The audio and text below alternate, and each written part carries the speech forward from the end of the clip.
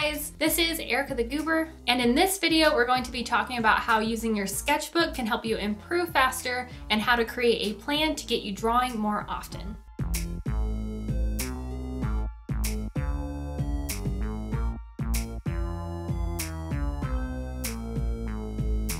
If you're watching this video, you probably feel like you haven't been drawing enough lately, but you don't know how to get yourself into the habit of doing it more. You are not alone. I've been struggling a lot lately with this as well. There may be a hidden reason as to why you're not drawing more often. We're going to talk about what that reason could be, why drawing regularly is important for improvement, and go into some exercises and techniques to get you drawing more. Later on, I'll be sharing a link to a free template I created just for you to make your own sketchbook action plan. Why do I feel unmotivated to draw? So you know you like to draw, but you don't know why you don't feel like drawing. What I really think it is for most of us is we're afraid of making bad drawings. It's not fun to make a bad drawing either, it's frustrating. A lot of artists connect their self-worth to their art, which can be a harmful way of thinking and can inhibit your growth, especially when social media is involved. You might even talk down on yourself if you're having a bad drawing day. For me, most of the work I've been creating lately has been for something else. So for example, I might make a sketch that's for a big illustration or for something I'm going to post to Instagram. This has been adding an unnecessary pressure on everything I create, and I feel like everything has to be good enough to be made into something else. Putting pressure on yourself to make every single drawing a good drawing can be paralyzing and make you not want to draw at all. But it's important to realize those bad drawings are telling you something. They're actually telling you what you should work on and practice more. With each bad drawing you do, you have an opportunity to learn what doesn't work.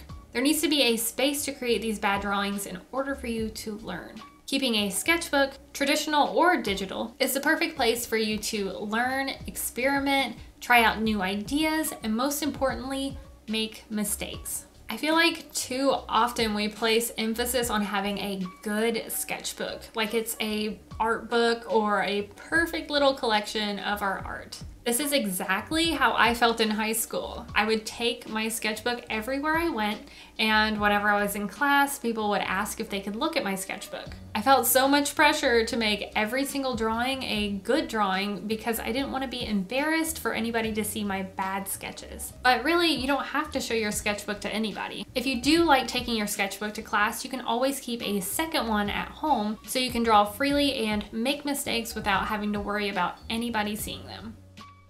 The benefits of drawing more often. Now that we have an idea about why you might be hesitant to draw, let's talk about why you should draw more. There are all kinds of benefits that come from drawing more often. Here's just a few that I came up with. 1, drawing more builds muscle memory. Have you ever taken a long break from drawing and noticed it's really hard to get started again, or your drawings feel really stiff? The more you draw, the more naturally it'll come to you because you're building muscle memory. Think of sketching like working out for artists. It'll help you loosen up, and over time, it'll increase your drawing speed. That's why many artists use sketching as a warm-up before beginning a bigger illustration. 2, drawing more makes drawing less stressful. So there are times where I'll be drawing in my sketchbook and I will get stuck on a single sketch. Sometimes it's because I really like a sketch and I will keep working on it, and then I'll add some digital color to it, and then 2 hours later, I'll post it to Instagram. Afterwards, I don't feel like I have the energy to sketch anymore, and I just say, I'm done for the day. I had set aside some time to do a lot of sketching, but I only ended up doing 1 sketch because I spent all of my creative energy on coloring instead. Other times I'll get stuck on a drawing because I don't like the sketch, and I'll begin the endless cycle of drawing and erasing and drawing. You just have to say that you're fine, and you're not really fine, but you just can't get into it. Until I'm like, okay, I don't really feel like sketching anymore. In both cases, I lost my motivation to draw.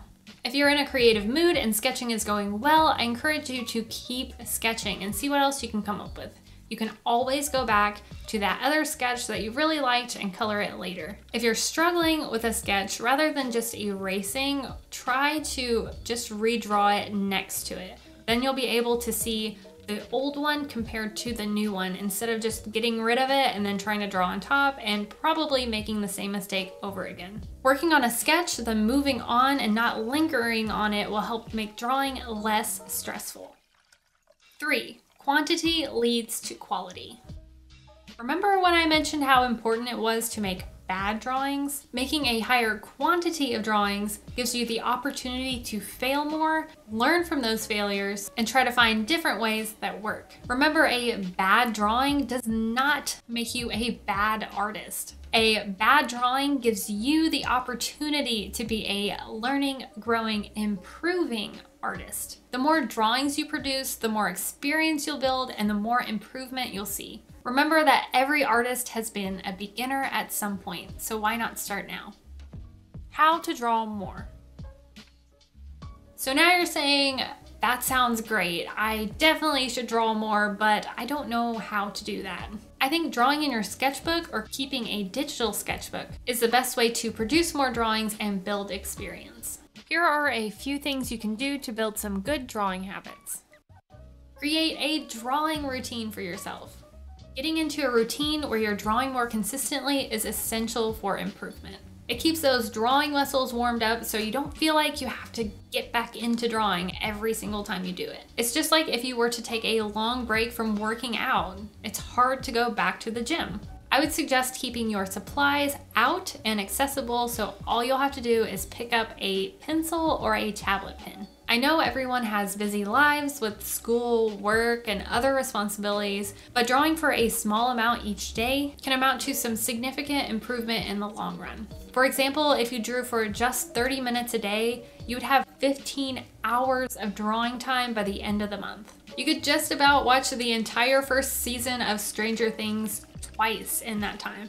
Whether you choose to carve out that 30 minutes of your day or not, the month will still pass you by and you'll either have 15 more hours of drawing experience or not. If you really want to gain the benefits of drawing more, you have to make time for it. You can keep track of how often you're drawing by taking note of the date on your sketchbook pages. For example, the last time I drew in my sketchbook was 6 months ago. I encourage you to stick with your schedule even on days where you don't feel like drawing. I know it can be really hard sometimes, but think about why you want to draw more in the first place. Try to keep that promise and show up for yourself, even when it's hard.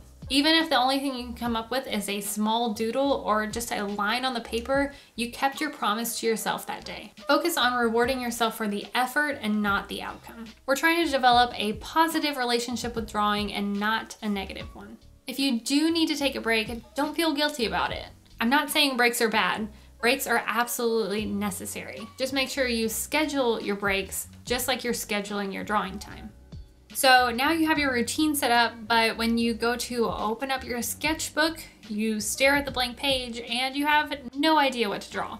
Here are a few exercises you can try. Do some studies. Find reference images online, in books, or even just look in a mirror. Try filling an entire page with just one topic. For example, you can pick a kind of animal, you could pick specific anatomy like hands or faces. You could do some poses or gesture drawings, or even draw the things around you. Try doing some unconscious doodling.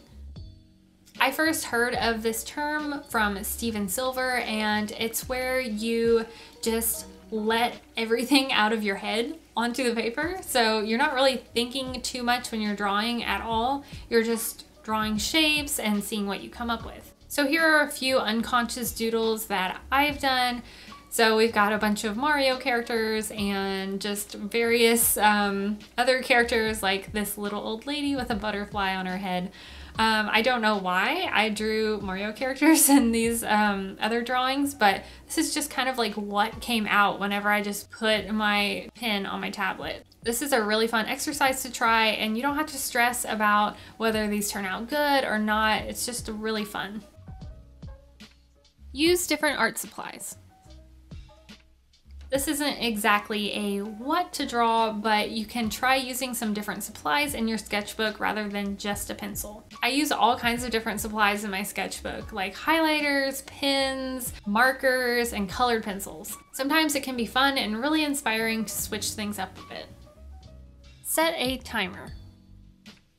Something you can try to do to help you not get stuck on a single drawing is to set a timer. Allow yourself just a few minutes for each sketch. You can also try using sites like Line of Action, where they have a timer built into the gesture drawing site for you. Participate in a drawing challenge. You can also try a drawing challenge prompt list that'll take out the stress of coming up with topics on your own. Try doing challenges like these with art friends. It can be really fun to see what you both come up with, and it's almost like having a gym buddy to keep you accountable. Don't ask me why I keep referencing working out, because I have not done it in months. I have a sketching challenge that's going on right now on my Patreon Discord that I will talk a little bit more about at the end of the video. Sketch with intention. In 2016, I was in college and I found myself almost exclusively creating artwork for class, and I'd pretty much stopped drawing for the enjoyment of it. I had only created a handful of digital art pieces that year and hardly any characters. There was a point where I was so unhappy with my art that I decided, okay, if I'm going to do this art thing, then I'm going to have to start drawing more for myself. So I began a new sketchbook, which I called my Inspiration Sketchbook, with the intention of studying and improving. When I committed to that, I grew so much faster because I was drawing with intention. I treated this sketchbook differently than any of my previous ones. Rather than trying to make it a perfect collection of my art, it was more like an improvement journal. I was thinking more about what I wanted to accomplish and being honest with myself about what I needed to work on. This changed everything. I now had a focus and a clear purpose. Being able to sketch freely without worrying if it was going to be bad helped me grow so much in 2 years. It definitely played a huge role in helping me develop my art style. I've created a template to help you draw more intentionally that you can download for free through my Patreon link in the description. This is available to everyone, not just patrons. This template will guide you through some important questions to think about as you draw. For example, the first question is, why do you draw? For me, I like to draw because, of course, I think it's fun, and I really like trying different things and seeing my improvement over time. You can print this template out and paste it to the first few pages of your sketchbook. We all know that first page is intimidating, so why not fill it with words instead of drawings? Remember that you don't have to fill this out all at once because you might not know some of the answers right now. These questions were designed for you to discover more about yourself as an artist as you spend more time in your sketchbook. If you found these tips helpful, this month's rewards on Patreon are all focused on sketching.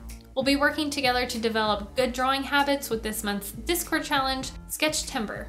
Patrons and I will be working on a prompt list together to help us develop a better relationship with drawing. I'll also be doing Discord hangouts with my strawberry milkshake tier patrons, where we'll talk about how the challenge is going for you and how to customize your action plan to help you achieve your goals. You can join the Patreon community starting at the $1 Peach Popsicle tier and unlock exclusive content by clicking the Patreon link below. Speaking of Patreon, I do have some shout outs to do for some new and upgrading top supporters. These include Amy Animates, Irini Dreams, Sweet Craftin Sarah, Eckert Amelia, Eleanor 171820, Blueberry Cat Chocolate Cookie, Doodles by Mooney, Carrie Golightly, Shirley Draws, Rhonda, Sherry, Heather James Design, Samara's House of Craft, Noisy Bee Nora, Jazzy's Art, and Sky. Thank you guys so much for supporting my art and allowing me to make videos like these. If you'd like to see your name in the credits and do a Discord hangout with me this month, make sure you check out the Patreon link below. While you're there, make sure you download your free template for your sketchbook as well. I hope you all enjoyed this video and found it helpful. If you did, please give this video a thumbs up, subscribe to my channel, and click that bell to get notified of all of my future art videos. And as always, thank you so much for watching, and I will talk to you in the next video. Bye!